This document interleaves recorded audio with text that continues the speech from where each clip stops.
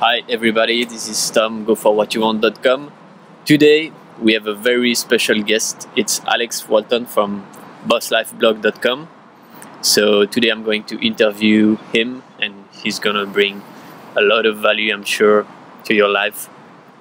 So Alex. Yes, Tom. Tell us first a little bit about your story. Right, the background. Yeah, exactly. So go for what you want. Yes, very important topic. Let's go. I think it really started for me when I was working 3 jobs. My family really wanted me to be in college, but I had no idea what I was there for. I didn't know what I wanted to study yet. I didn't know what I was passionate about yet.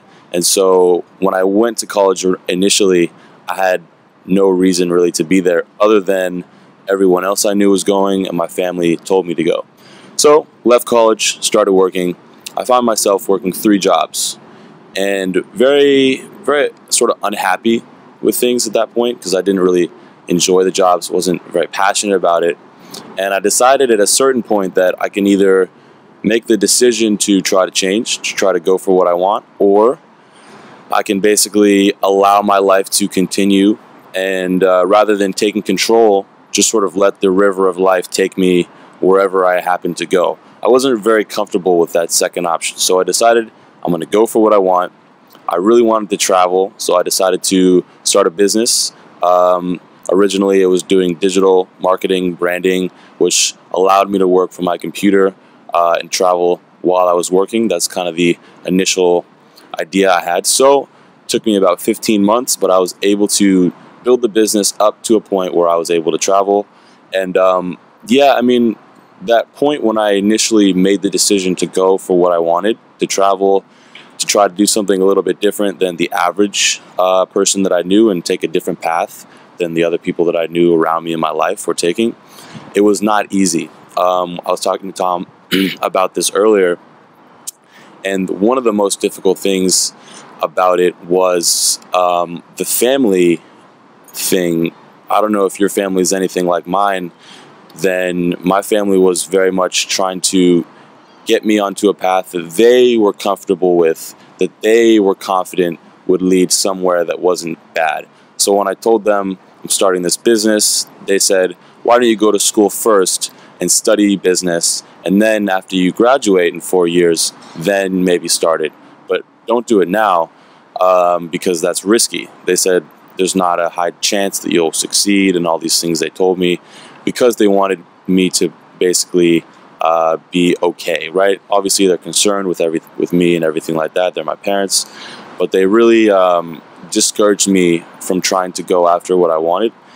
And the reason was, like I said, they just weren't confident that I could pull it off. Now, the reason I didn't want to go to college for it yet was because I didn't know what I wanted to study. Maybe I didn't want to study business. The only way I'd find out is if I did it myself. So yeah, basically, as far as the story, I was in a kind of leading a life that I wasn't happy with, and then it came to a point where I had to make a decision: do I want to change, or do I want to continue on this path of unhappiness and lack of passion?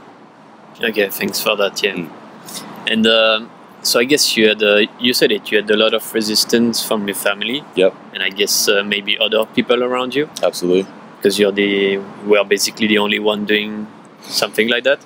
Right. So yeah, tell us, how did you overcome that? How did you cope with that? Cool. The resistance is a topic. I actually have a video about resistance, which you can watch here if you click on my hand. Just like a long 17-minute video, covers this topic in depth.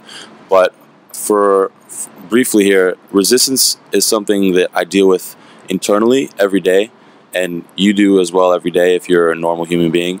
And it's very difficult to beat internal resistance because it's that voice in your head that tells you, I can't do this, or I'm not good enough, or I don't deserve it.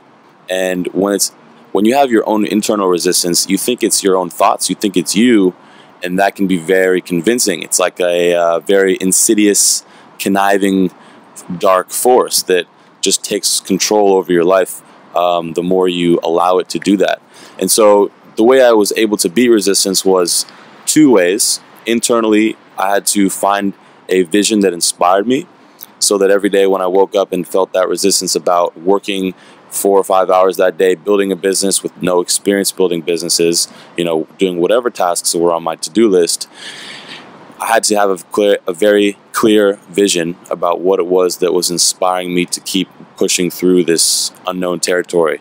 And so for me, like I said, it was travel. That was something I wanted to do. So I made a collage of different places I wanted to go. I put it on my wall, and I said, every day when I wake up, I'm going to look at this, and it will remind me of why I'm working hard. So that really helped me to beat the resistance internally. As far as externally, and the resistance that you're going to feel from people around you who, out of habit, are going to tell you that you can't do the things that you dream of because that's what they believe, that's what their resistance tells them.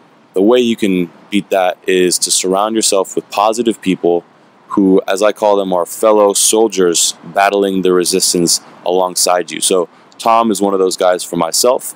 We have a number of guys in our inner circle who we're lucky to know who are also pushing for what they want, pushing through resistance, and that it really makes it much easier and more enjoyable to grow as you have supportive, positive, hardworking, motivated people around you with similar goals, values, dreams, and having that support along the same path.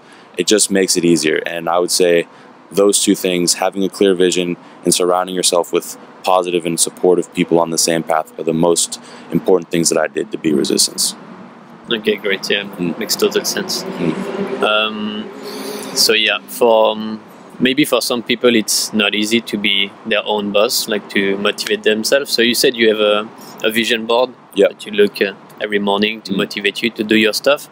But do you have other productivity tips or techniques to get you going, be efficient, and get the work done? Yeah, absolutely. Yeah. Funny enough, you say, like, as far as the vision board thing, I don't actually have one right now because every day when I wake up, I'm in my vision board now. Like when I wake up here, we're in London right now. Don't know if we mentioned that, but I'm on the road for an indefinite amount of time, and that's what I originally set out to do, is travel. So when I wake up, it's no longer about needing to find that motivation or inspiration in the future to keep me working hard. I'm living my inspiration, and so it's easy to work hard. And that actually ties into the productivity question you asked, because I remember it was very difficult for me to be productive throughout school. I wasn't passionate about the homework I was doing for work. When I would wake up to go to my day job, I was not excited to wake up. I would often sleep in and put off waking up to the last minute that I could because I just wasn't excited about the life I was leading that day. Very hard to get work done during that time. If you're in a position now where you are not inspired and you really want to live a better life, make sure you get that vision board up so that it's easier for you to be productive and stay motivated, work towards your goals faster. For me now, honestly, this past week, it's been one of the most exciting weeks for me. I've just launched this blog, and I'm really enjoying doing what I'm doing now. And it's a completely different experience doing something I'm passionate about. I actually wake up between 4 and 5 a.m. most days now. I can't even help it. The second that my brain hits any level of conscious awakeness, I just jolt awake. I start working immediately. I can't go back to sleep because I'm so excited to dive into work. Now, actually, this has led to me being a little bit underslept this week, to be honest, because some nights we've been going to bed late, but I honestly can't go back to sleep when I wake up. I just have to start working. And I think that's the most valuable productivity I've ever heard of or experienced myself, is doing something you're passionate about, because it's easy to work. It's no effort to be productive when you're doing something you're passionate about. You can't help but do it. So find something you're passionate about that you can do, that you can use to improve your life. And yeah, that's my best tip. Yeah, that's exactly what we want. Find our passion and have to do it. Do it every day. So do you think that following your passion and now you're working on your path every day, do you think that helped you to attract the people you want in your life? Absolutely. Yeah, that's a big one. How so? Right. So we actually were talking again about this yesterday. As far as when you're not living the life you want, you attract other people who are on a similar wavelength, we'll call it, or a similar mindset, where both of you are aware that you're not living up to your potential. Perhaps you're unhappy with your situation, and both of you have that in common, and that's what connects you as friends. Maybe you're in a situation like that. I know there have been many friendships in my past where at this point now I wouldn't get along with them as well as I did because there is a disconnect, me doing the things that I want and them maybe still not sure what it is they want. And back when I didn't know what it is that I wanted, my relationships were just not as strong. They were actually based in a similarity that we had, which was not living with passion or passionately, or doing the things that we wanted. So when I started to do the things that I wanted, starting my business, being able to travel the world, meeting guys like Tom who have similar values and goals as me, my relationships got so much better exponentially. I can't honestly even tell you how much better they've gotten, because the more I become the person I know I'm supposed to be, the more I can relate to other people who are similar in that fact. And it's helped my relationships almost across the board. Now, the one caveat, the one exception that I would want to just warn you about is that your old friends who you have grown up with maybe, or if you are in a situation not living your dream lifestyle right now and you have friends from the past who are still doing the same thing they were doing and now you're deciding to change, those people are going to tell you not to do it, and oftentimes they'll try to kind of hold you back and keep you the same person you were.